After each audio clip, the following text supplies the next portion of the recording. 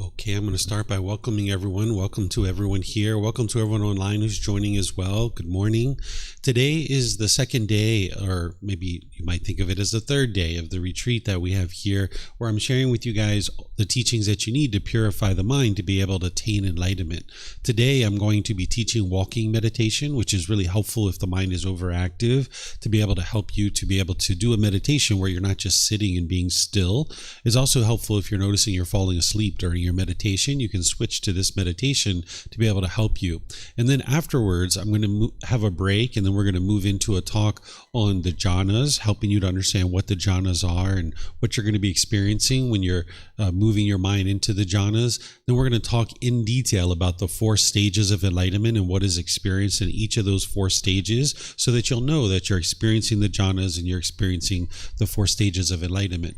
Then after our break, where we go out and have free time, then when we come back this evening from 6:30 to 8:30, I'm going to be teaching the very first fetter of personal existence view, what this is, the symptoms of it, how to eliminate it, and how to know that you've actually eliminated it. So I'm going to start with helping you guys to understand walking meditation. Let me just switch over to some visual aids here so that folks online can see what I'm going to be teaching. Okay, so I'm going to help you guys to understand walking meditation, because this is part of the tool belt of meditation that you're going to need. You can think about each one of these positions like a tool belt, because your mind and your body is going to need different positions of the physical body, because your body can't permanently be in the same position to meditate all the time. So it's important to expand your tool belt. Also, your mind can actually get attached to a certain meditation position. If you always meditate in the seated position, well, when you start using other positions, your mind can maybe be uncomfortable with that. Or maybe you always do lying position. When you're using these other positions, your mind can potentially be uncomfortable with that because it's craving and attached to this other position. So you would like to actually use these different positions for different reasons when the body and the mind needs it. But then also you need to be sure that you're not attached to just any one specific position for meditation. And that's going to ensure that you eliminate your cravings, desires, attachments in all areas of your life. Your mind can get attached to any number of things. It can get attached to the brand of toothpaste that you have, the brand of deodorant that you use, the fabric of your underwear. It can get attached to using a fan every single night and hearing that hum before you go to sleep. It helps you to sleep. But now when you don't have a fan, you have difficulties falling asleep because your mind is uncomfortable in that situation. So you're going to need to insert a lot of impermanence into your life in all areas of your life, including the physical position that you meditate in. So this breathing mindfulness meditation can be done in the seated, lying, standing, or walking positions. And the goals for this are exactly the same. That when you're doing walking meditation, you're still eliminating craving, desire, attachment, that unwholesome quality where the mind is longing, yearning, and it doesn't want to let go. And you're still cultivating mindfulness or awareness of mind and concentration. The only difference is that you're doing this through the eyes, that instead of focusing on the breath, and whenever the mind moves off the breath and you cut that off and bring it back, you're actually looking through the eyes. And when you notice that your mind moves off of that, you cut that off and let it go and bring the mind back. So it's still eliminating the unwholesome quality of craving, desire, attachment, and cultivating the wholesome quality of mindfulness and concentration, just like we talked about with the seated position. So you can do walking meditation as a standalone all by itself. Maybe you just know from the beginning that you need to do walking meditation, and you just start and end your meditation session with walking meditation. Or you might do it prior, right? There were times where my mind was kind of overactive and I was interested in doing some seated meditation, but there was no way that my mind was willing to do that. So I did some walking meditation first for like 15-20 minutes. Then I sat down and did some seated meditation. But there was also other times where I went to go sit down and I was meditating for maybe 3 to 5 minutes, realizing how busy and overactive the mind was. And I just got up and went and did some walking meditation. So you can do it that way too. You don't have to just stay in one position the entire time of your meditation. So you can really use this walking position in any number of ways. You would like to focus through the eyes about 1 meter in front of you or 3 feet in front of you. And whenever your mind moves off of that, then you cut that off and let it go and come back. And you're going to use this flat, transfer, flat, transfer. This is where you put your foot out flat and then you transfer the weight. Put the foot out flat and you transfer the weight. You're going to put your hands in the front or on the sides or behind you, but then you're going to just do this flat transfer, very intentional walking. So I'm going to switch over some things on the camera here so that the people online will be able to easily see me, and then I'm going to demonstrate it. Just one second.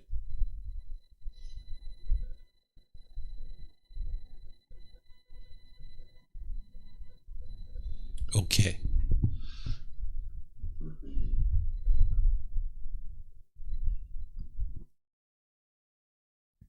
All right, this should be working now. Let me get in view of the camera. Okay, perfect. Okay, so your hands go either in front, to the sides, or behind you. Normally, I wouldn't have this mic in my hand. If you're going to put your hands in front, you just clasp them lightly at the wrist. If you put them beside you, same, you just kind of let them relax beside you, or behind you, you would clasp at the wrist as well, just slightly. And then you're going to look through the eyes about 1 meter in front of you, or 3 feet. And you're just going to go flat with your foot flat, and then you're going to transfer the weight. Flat, transfer. Flat, transfer. Flat, transfer. Flat, transfer. Now you might start with that flat transfer for a while, but eventually you'd like to get rid of that, right? Because the mind's just going to be holding on to that flat transfer. So you would like to get to a point where maybe you start off with that, and I'll get you guys started, but then you would like to eventually just get rid of that out of your mind and just look through your eyes.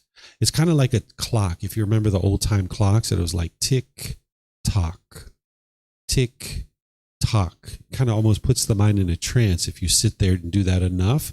So your body movement, this flat transfer that you get in with your body, it actually kind of puts the mind in a little bit of a trance once you do it for long enough.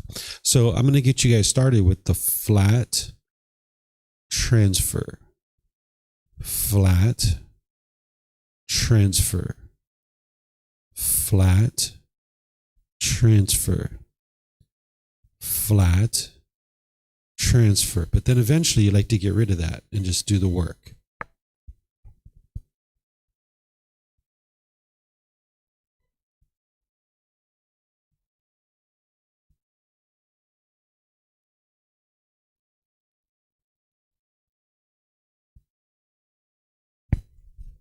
Two intentional movements. There's the flat, and then there's the transfer. Flat, and then the transfer.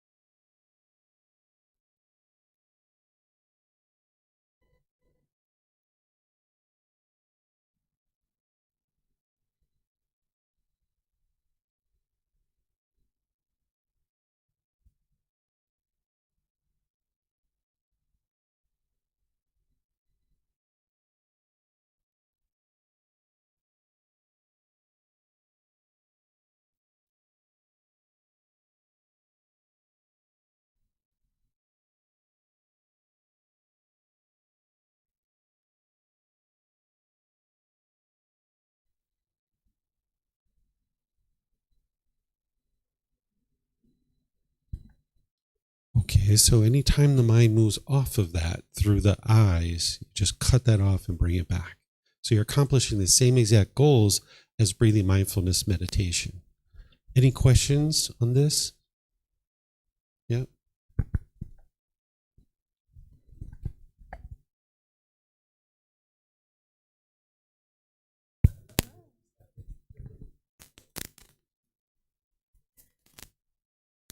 Is there any reason why it's counterclockwise? Yeah, there's always a reason for everything that I teach and everything the Buddha teaches. There's always a reason. So this Dhamma wheel behind me, which you've probably learned what this is at different times, it actually turns counterclockwise.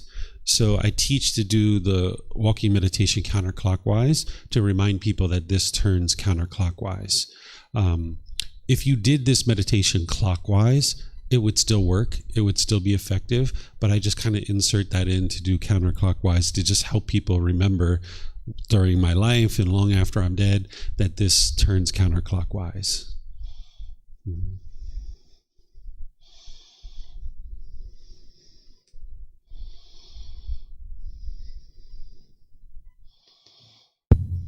Thank you. Sometimes when sitting, the mind's so overactive, and I've changed to walking. I wonder if I'm missing an opportunity because the mind is so overactive. Is that when real training of the mind could occur? Or, should I think, hang on, this is an opportunity to really train the mind? So you're saying when you're doing walking meditation, your mind's overactive? No, when sitting. It's so overactive, I think, okay, maybe I shall walk for however long. But then I think afterwards, well, if I stayed sitting, is that where I could really work at training the mind? Yeah, you can take that approach. Whereas if you're able to sit and you're able to calm the mind, you can do that. But if you feel like you need something like a walking meditation first to be able to make the seated meditation better, you can do it that way too. Because what you're trying to do is almost kind of like coax the mind into being able to do what you would like it to do, because the mind's like a wild animal. It wants to run around and frolic in the forest, and you're trying to discipline it and tame it. So when the mind is unruly, if you think you can sit and kind of get some discipline of the mind and really work with it that way, great. If you think you need to do some walking meditation first and then do seated, you can do it that way as well. So you need to work with the mind and kind of see what's working best. That's where each mind is a little bit different. And these tools that the Buddha is giving you is to help you to be able to see what is working in one situation and what's working in another situation. And then you don't cling to it, because what works in one situation might not work in that same situation a few weeks from now. So you need to be able to try and kind of test these things and see what's working best for you to bring that calmness and composure into the mind that you're looking to accomplish. And then just understand that your meditation practice is impermanent, that you can be going like 3, 4, 5, even 8 weeks where you've got this peace and stillness in the mind during your meditation and maybe outside of your meditation. And then just all of a sudden, one day you wake up, you meditate, and everything's like super busy in your mind. And you're like, whoa, what happened to all this peacefulness? Well, that's because the mind's not yet enlightened and your meditation practice is impermanent. So you can then go 3, 4, 5, 6, 8 weeks of busyness in your mind during your meditation and outside. And then all of a sudden, one day you wake up and you start meditating and boom, things are peaceful again. So just keep in mind that your meditation practice is going to be impermanent until you get to enlightenment. By the time you get to enlightenment, then every session is going to be peaceful and joyful. But it's important not to judge your meditation, even though you didn't ask this question. It's important not to judge your meditation as good or bad. Sometimes people do this, and then it kind of feels deflating and diminishing when you get to the end of your meditation, because you're like, oh my God, my mind was so busy. That was such a bad meditation. No, that was actually really beneficial because you had mindfulness in that situation, because you had a lot of awareness of your mind and you were aware that your mind was actually busy. And now all throughout your day, you know that you have a busy mind. And if you have some really impactful decisions, maybe you delay those for a period of time before you make those impactful decisions. So every single meditation is beneficial. Some of them are going to be where your mind's more busy than others. And that's going to happen all the way up until your mind's enlightened, where every single meditation is going to be completely peaceful. You'll still have thoughts during your meditation, but it'll have stillness and quietness in the mind, and the peace and the joy will be there. Okay, let's see if we have any other questions. I don't see any other questions anywhere. All right. So what I'm going to do then is I'm going to get you guys started with a walking meditation session and let you guys do the walking meditation. And then afterwards, we'll take a short little break. And then that's where I'll start the talks for today. So if you guys would like to join for the walking meditation, maybe we just spread out throughout the room and I'll get you guys started.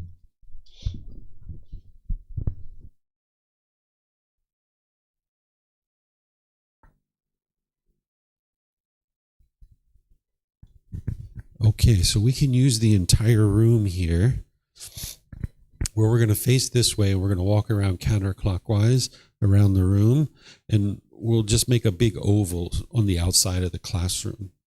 Okay, so you like to put your hands either in front of you, clasping the wrist, beside you, or behind you, lightly clasping the wrist. Look down 1 meter or 3 feet in front of you, and now put your foot out flat in front of you. Just put it out there flat so you can notice that first movement of flat. Now we're going to do the transfer. Flat, transfer. Flat, transfer. Flat, transfer. Flat, transfer. Flat, transfer. Flat, transfer. Flat, transfer. Okay, now I'm going to let you guys keep doing this. If you need to use that flat transfer for a period of time, go for it. But eventually, you'd like to get rid of that so your mind's not holding on to it any longer. So you might need that flat transfer, but then just let it go. Looking through the eyes, 1 meter or 3 feet in front of you. And anytime your mind moves off of that, cut that off and let it go and come back to whatever you're looking at.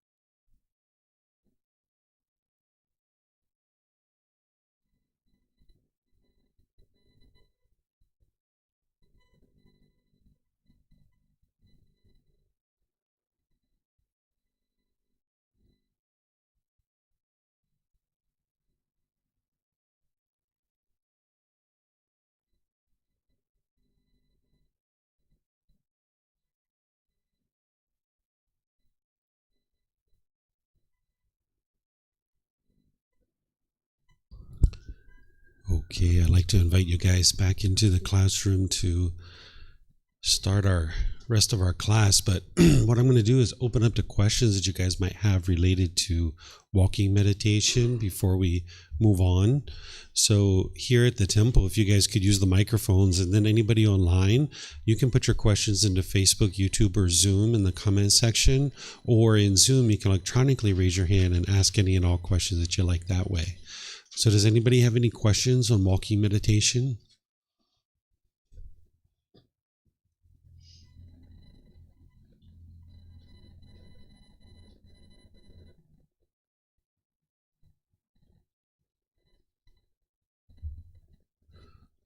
Okay, it looks like Gala has a question, or maybe more. Well,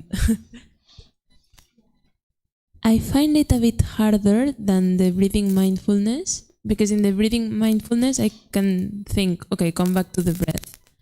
But here, should I be thinking like come back to nothing? Or? You're coming back to whatever you're seeing through your eyes. And whenever you're doing something that's challenging the mind, like this particular meditation, or even being around large crowds or being around loud music or anything, whenever you're noticing the mind is challenged or struggled or even having the slightest little difficulty in that situation, you'd like to do more of it, because that's going to expose the mind to that contact, and whatever craving is in the mind, whatever desire or attachment is in the mind that's causing that uncomfortableness, or the fact that this is quite challenging for me. There's some craving or desire or attachment. There's some lack of wisdom that the mind has, and you won't actually get that by avoiding it. So you would actually like to do more of this. So if you notice that you're challenged in this meditation more so than breathing mindfulness, you should put this into your practice every so often, at least once or twice a week, to be able to challenge the mind in this way. That whenever you're looking through the eyes, if you find it challenging to bring the mind back, do this more so that you can build up that ability, so that the mind isn't just craving, perhaps, I don't know for sure, but let's just say it's craving to sit and focus on the breath. And now when you're walking, focus through the eyes, the mind doesn't like it and it's challenged in that situation. So by exposing your mind to that, it'll actually let go of whatever cravings it's having. And now it'll find this walking meditation just as comfortable as any other meditation. Because what the unenlightened mind will tend to do is it wants to push away. It'll want to push away the situation or push away the person, and it thinks that that's going to solve it. So when the unenlightened mind tends to do something that's quote unquote uncomfortable, it will tend to try to avoid that. But that doesn't actually solve the problem, because the craving in the mind is still there. It stays there. So the mind never overcomes it. So you would like to walk forward. The Buddha calls this, he says, don't shrink back from the struggle. That when you notice the mind struggling, don't shrink back from that. Instead, turn around and walk towards it, because that's what's going to actually help the mind to get training that it needs and overcome that. So whether it's in meditation or any other part of your life, if you're noticing like maybe there's a certain acquaintance that whenever you hang out with your friend group and whenever this person is around, you're just kind of annoyed and frustrated, you would actually like to hang around that person a bit. Practice some generosity with them. Practice loving kindness meditation, putting them in your loving kindness meditation. You would like to get to the point where anybody and everybody you have loving kindness for. If you try to avoid that person, that's not going to solve the problem. And now maybe you need to limit your contact with that person, right? You need to do that in order to maintain your contentedness. But every once in a while, you would like to expose the mind to that. And that's what's going to train your mind to be loving and kind in all situations. And that's where you put them in your loving kindness meditation. Before you go to this event, you maybe practice some generosity with them when you show up to the event. This is going to help your mind to overcome any expectations, any cravings or desires that you have. Because by the time you get to enlightenment, you won't even have the slightest dislike towards other beings. You can love and have kindness for everybody. Mm-hmm. Phyllis, you have a question? Yeah, you guys are sharing the same mic, but we've got plenty of mics for you guys. And there's lots of batteries in them too. They're nice and fresh. Yeah. We each get our own. Okay. about halfway through the walking meditation, I had to remind myself it was as much a visual meditation as a physical one. As a what? As a physical one. I was so caught up with the transfer and the flat that I had forgotten that I should be cutting off visual stimulus. And then after that, I just wanted to come and sit down and stop walking meditation altogether. And then my third thought about what you were saying about being around people who, you know, weren't kind or brought up, you know, you had a history with or something, and you should spend more time with them. Couldn't you just cut that off? That's a little bit different than what I'm talking about. If you have a history of someone where there's like bitterness and harshness and argumentative speech, and maybe even they were abusive to you in different ways, I'm not suggesting you hang around that kind of individual. What I'm saying is, like, if you have a friend group and there's one particular friend in there that when they talk, you just get a little bit annoyed and frustrated, there's really no reason for it other than your mind has craving, desire, attachment, right? That's what's causing the frustration, agitation, and annoyance. It's not this other person. And this person hasn't necessarily been bitter and harsh and hostile with you. It's just the mind doesn't like the way they look, or doesn't like the way they talk, or is being judgmental towards them. And this is all happening within your own mind. This other person may not even realize that that's what's going on within your own mind. But you would like to clear that out and get rid of those expectations and those cravings for everybody to function a certain way.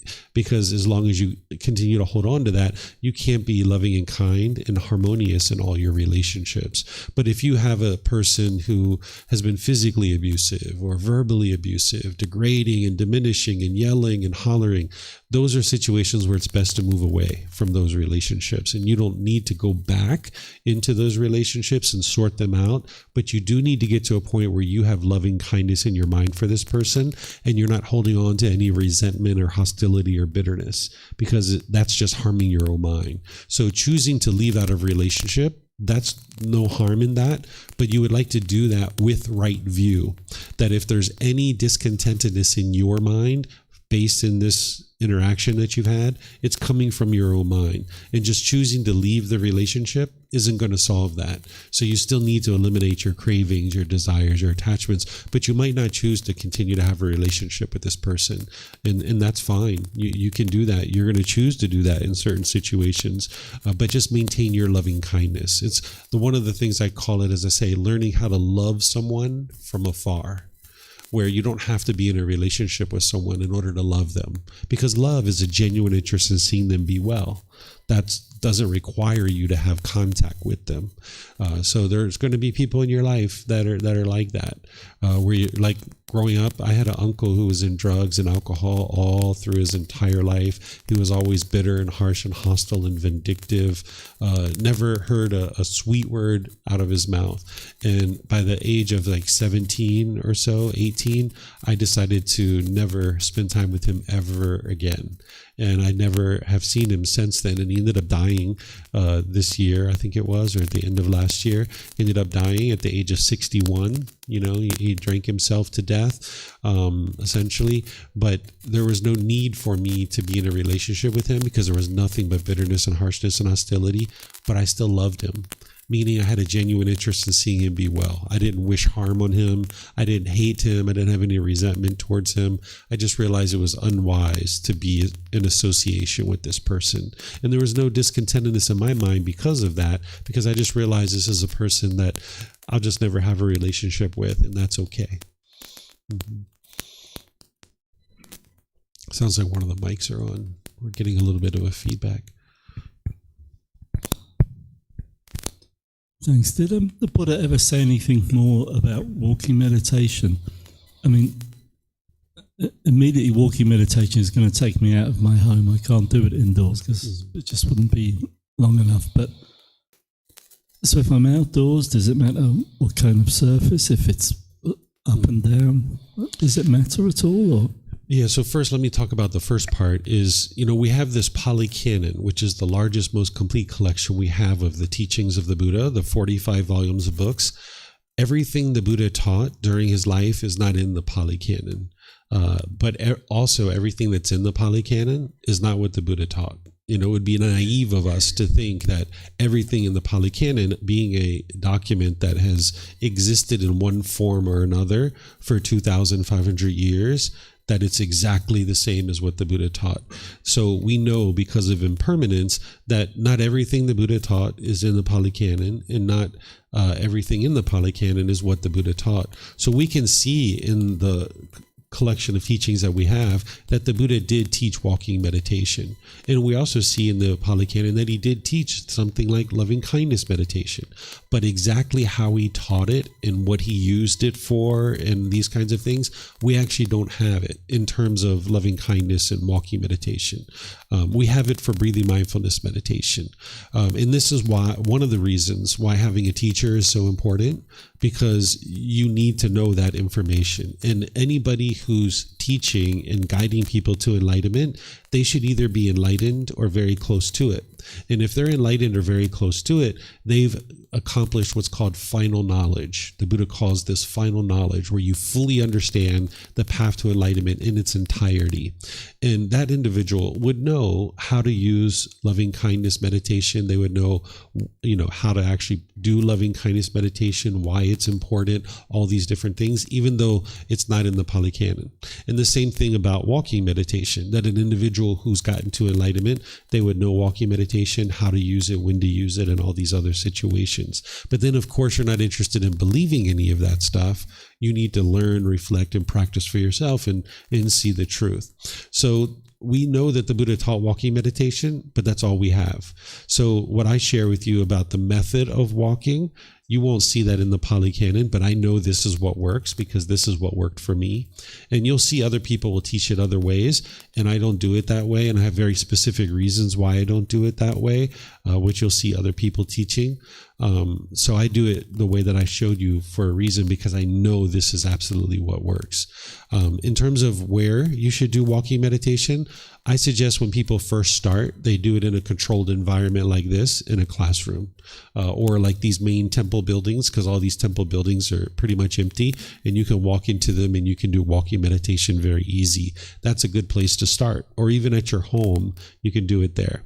Once you do it there a few times and you build up your ability to meditate in a controlled environment, then I suggest you go to a place like a park. That park in the southwest corner of the city where it has a walking trail, because now you're increasing the amount of impermanence that you're going to experience, because now the trail is moving like this. You're going to have children running by. You're going to have people laughing and joking. You're going to have pigeons in front of you, people jogging past you, and your mind's going to have to stay focused and looking at the ground when all these things are going on. And this is training your mind to deal with the impermanent nature of the world. So now you get used to doing it kind of in a semi-controlled environment like a park. Then after you build proficiency with that, you might actually go out on the street, on the sidewalk. I used to do it here in the city on Friday, Saturday nights. Even streets that didn't have sidewalks, I would do walking meditation, and the motorbikes would be whizzing right past me. And I needed to have a level of trust and confidence that the people weren't going to hit me and run into me. And I also needed to eliminate my fear of death as part of that, because if someone did hit me, I needed to eliminate any fear. So that helped me. But that's not where I started. You need to start and kind of gradually build up your practice and get more and more strong in your mind, where you can ultimately go out on the street potentially and start doing walking meditation there. And Thailand is a great place to do this because people understand what you're doing. And not only did I accomplish those goals through walking meditation that I just mentioned, but there were times where people were gossiping as I was walking, right? Like I'd be walking down the street, staring at the ground. It'd be like a Friday night, 8 p.m., 9 p.m. It'd be dark out, and there'd be some tourists walking by, and you'd hear somebody say like, "Mom, do you see that guy? What's he doing? He looks crazy. He's looking at the ground. Is that a ghost or is that a real person?" Right? I could hear it in my ear. So any kind of personal existence view that may have been there, I needed to let that go and not train my mind to not be affected by this gossip that was going on right in my ear. I could hear it. And then even sometimes people would bump into me, tourists. Thai people would understand what I'm doing. Like Thai people never did anything or said anything, but oftentimes tourists were, because this was well before COVID when I was doing this, and there was a lot of tourists around, and they were having these kinds of things that were happening.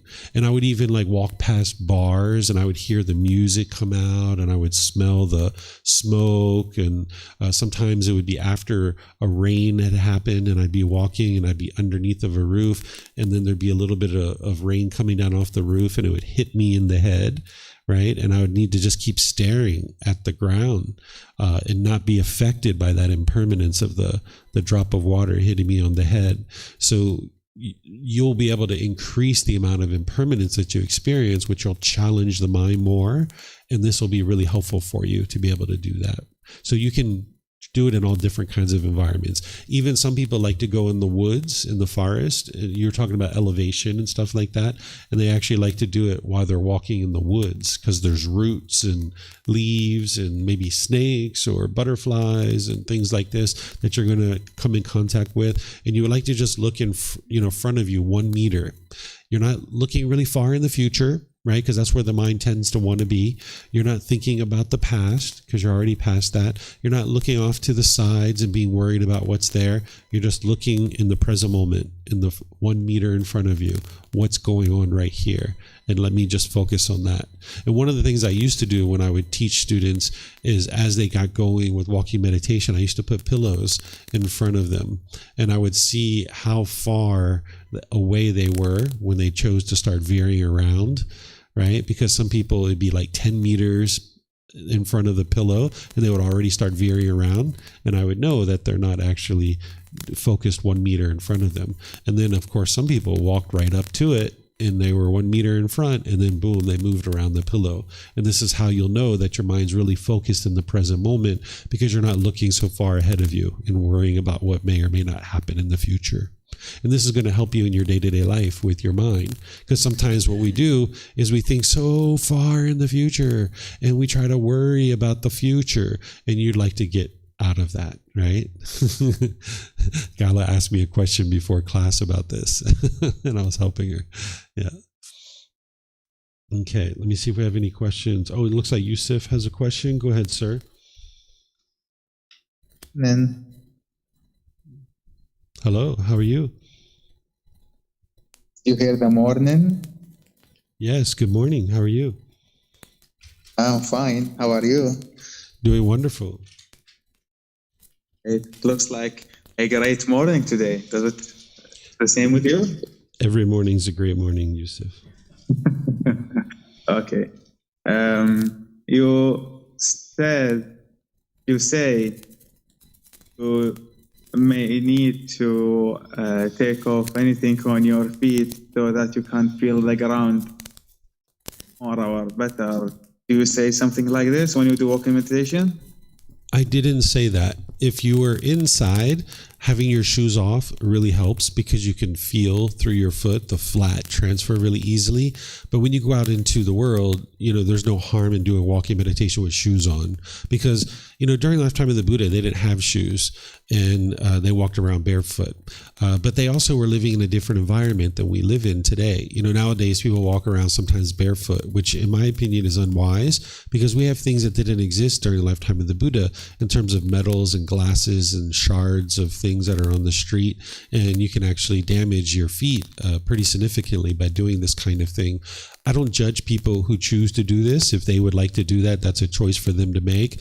But if we cling to all these things that were happening in the past and we don't realize that there's impermanence that has happened from 2,500 years ago that might make it unwise for us to do these same things, then we won't change our decisions. So nowadays you see people that will walk around barefoot on the street or in airports and parks and things like this. In my opinion, it would be wise wise to have some protection around the foot, because there's so many different substances and materials that we've invented that can actually cause a lot of harm to the body. And this can be unwise to walk around barefoot. You know, sometimes people cling to things like the Pali language, and people feel like they should learn the Pali language and speak the Pali language, and everybody's got to learn the Pali language. This is all in the past. Same thing with walking around barefoot. This is in the past. You know, things have changed now, and by us choosing to not cling to those things that were going on in the past, we can make wise decisions in the present moment. So I would suggest that when you're inside and your feet can be protected, sure, you know, go barefoot or wear socks. When you're outside, I would suggest to wear protection on your feet so that you can walk and you'll be able to do walking meditation just fine. I think I had a misunderstanding. I thought you meant to walk barefoot to have like the sensation that your feet is on the floor, but you said now just to see the transfer, that flat transfer to flat transfer. And a student who does walking meditation, like maybe after a week, he will not need to focus on the flat transfer thing. So my misunderstanding, I think, was that if you say that I need to focus on the sensation of the feet, and then you say that I need to focus 1 meter ahead of me, then which one to focus on? Yeah, you're confusing something, Yusuf, because I never said anything about focusing through the feet and paying attention to the sensation on the feet or having bare feet, or I never said anything about any of that stuff. I think you're probably thinking about something that somebody else has taught, because sometimes people teach these kinds of things. You're not interested in focusing on the sensation under your foot, because in order to train your mind to have this focus and concentration and clarity, developing the qualities of mindfulness and concentration, as well as eliminate craving, desire, attachment. Your meditation, when you're doing that, you need to have a consistent object that you're always focused on. It's like a post or a pillar that is dug deep down into the ground, and the mind is going to pull and pull and pull, and you need to keep bringing the mind back to the post or the pillar. In seated, lying, and standing meditation, this is the breath. That's your post or pillar. That's the consistent thing that you can always bring your mind back to. With walking meditation, the thing that's consistent is being able to look through your eyes. That's your post or pillar. But when you're walking, the sensation on the bottom of your feet isn't consistent. So people who teach to focus on the sensation under the feet, they're not understanding what the Buddha taught about this post and pillar that you need to focus your mind on and keep bringing the mind back to that post or that pillar. What do you mean? What did the Buddha teach about this posture and pillar? Or I don't know what it is. Like when I focus on the sensation of the feet, why isn't that what the Buddha taught?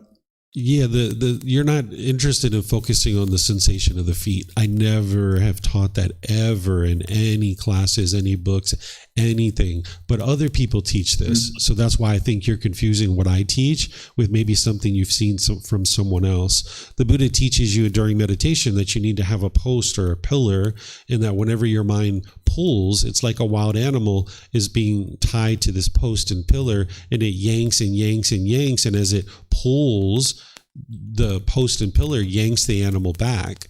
And the same thing is true that when your mind is pulling, you would like to yank the mind back. And just like that animal, if it keeps pulling and pulling and pulling, eventually it's going to be calm and sit down and realize it's attached to this post and pillar and it's not going to pull anymore. Your mind is the same way, that if it keeps pulling and pulling and pulling and you keep yanking it back to this post or pillar, which in walking meditation is your eyes, eventually over a consistent long-term period, your mind won't pull anymore. And it's the same thing in breathing mindfulness meditation, focusing on the breath. That's your post or pillar. So you can just get rid of the idea of focusing on the sensation of your feet, because that's not a consistent thing throughout your entire meditation that's going to allow you to come back to this post and pillar that the Buddha describes in his teachings. I would like to ask more to get more clarification instead of being, as always, a robot, just doing what you say, like to focus 1 meter away. And I don't understand why why isn't it unwise to focus on the sensation of the feet? So can I ask more, or the time is limited with you? You're welcome to ask more, but I've already shared with you that the sensation on the feet isn't consistent, because when you're walking, you're going to have the sensation on your foot when your foot is on the floor. But when you pick your foot up, the sensation of the floor isn't there anymore. So there isn't a consistent sensation all the way through your meditation. There isn't a post or pillar. There's sensation and then there's not. There's sensation and then there's not. So there's no post or pillar to bring your mind back to when you're just focused on the sensation of your feet. And also your mind hasn't let go in that situation. So you'd like to just look through your eyes, and whenever your mind moves off of that, cut that off and let it go and come back to whatever you're looking through in your eyes. Yeah, this what you say is true, because when I was doing walking meditation, I also had this question. When I take my feet off the ground, I was like, what am I focusing on right now? There is nothing. So this is understood. About me looking 1 meter away, in my room there are on the floor these squares with the shapes in them, like 100 shapes in one square that is a half meter, and there's like countless squares. So me, when doing walking meditation and looking at them, what my mind usually do is like seeing the shapes or looking at the shapes, how square they are, how circles they are. Is this what I'm interested in, to see what the shapes looks like and focus on what they looks like? No, you would just like to come back to whatever your mind is looking at through the eyes. You're not investigating that object. You're not looking at all the qualities of that object. You're just looking through the eyes without any objective other than just stare through the eyes. It's almost like the mind gets into a trance when you're doing this. Let's say that I did like focus on the sensation of the feet and focus on the shapes and investigated them.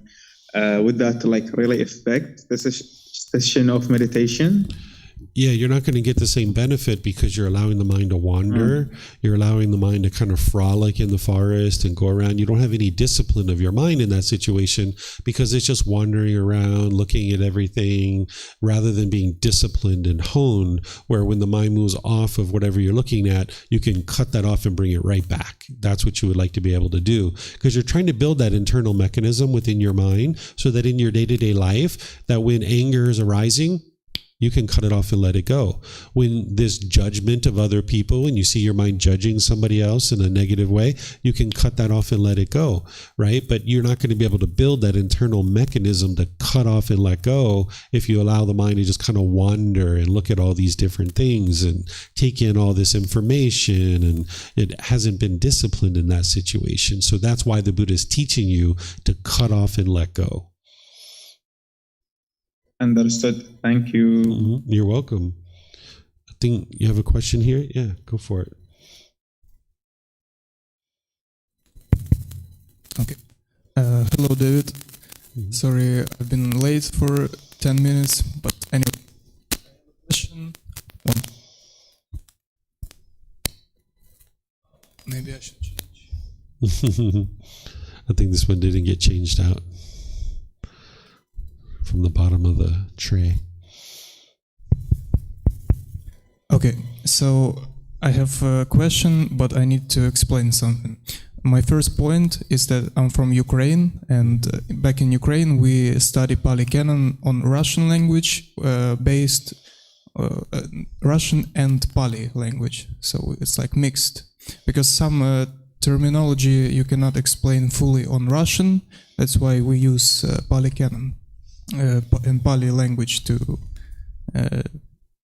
explain something.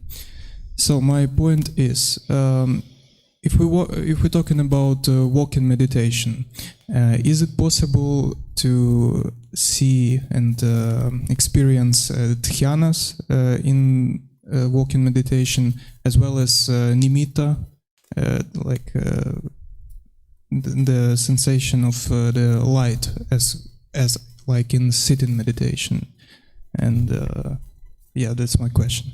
Okay, two things here. The first thing is I would encourage you to learn the teachings in English, because then you'll have the widest audience possible to be able to seek guidance from. Whereas if you learn in Russian and Pali, you're really limiting your ability to get the help that you need to be able to grow and develop on the path. The next thing is I'm going to teach about the jhanas next. You're going to hear that the jhanas aren't experienced just in meditation. This is a big misunderstanding that people have in the world. Even in the English-speaking community, people think that the jhanas are something that you only experience during meditation. And some people think that you turn these on and you turn them off. You're going to be able to see the words of the Buddha about the jhanas. These are enhanced qualities of mind that you're experiencing at all times during your day. It's not just in meditation.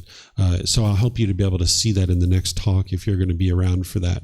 You'll be able to see the words of the Buddha on the jhanas, that it's not just during meditation. You can, in order to get to the jhanas, you're going to need more than meditation. You won't be able to experience the jhanas unless you're practicing the entire Eightfold Path and you're dialing that in really, really closely. So it's not just meditation that leads to the jhanas. So if somebody was meditating, but they weren't practicing the moral conduct, for example, from the Eightfold Path, they'll never experience the jhanas.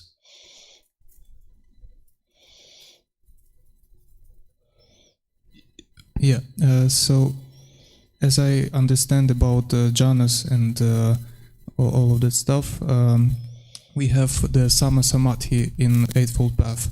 It's translated as a right concentration, right? And as I remember from Pali Canon, the Buddha said that meditation is a combination of samadhi and vipassana, and it's like not something different from each other. And the samadhi itself is, if you practice it right, you obtain the jhanas. Is it right? This isn't true. You'll actually never see anywhere in the Pali Canon that the Buddha uses the word vipassana. Even though it's used a lot today, you'll never see that anywhere. In the body scanning that they're teaching in the Vipassana retreats, you'll never find that anywhere in the Pali Canon. It just doesn't exist. These are misunderstandings that people have. So I'm going to show you the words of the Buddha where you can see that it's the entire Eightfold Path that is used in order to be able to experience the jhanas. And you'll be able to see through his own words that your mind is residing in these mental qualities. It's not, turned on and turned off. It's not just in meditation. These are the big misunderstandings that people have about the jhanas. Yeah, you're welcome. Okay. Don't see any other questions anywhere. So what I'm going to do is take a little break for you guys. It's now 10:15. I'm going to take a 20-minute break, and then I'm going to pick up. I'm going to teach you what are the jhanas, and so you'll know what those are and when you're experiencing those jhanas. And then we're going to talk about the 4 stages of enlightenment and what you'll experience in those 4 stages of enlightenment. So if you guys would like to come back in 20 minutes, which will essentially be 10:35, I guess, based on the math, and we'll start off at 10:35. Okay. So thank you guys for your questions, and I'll perhaps see you guys in a little bit. Okay.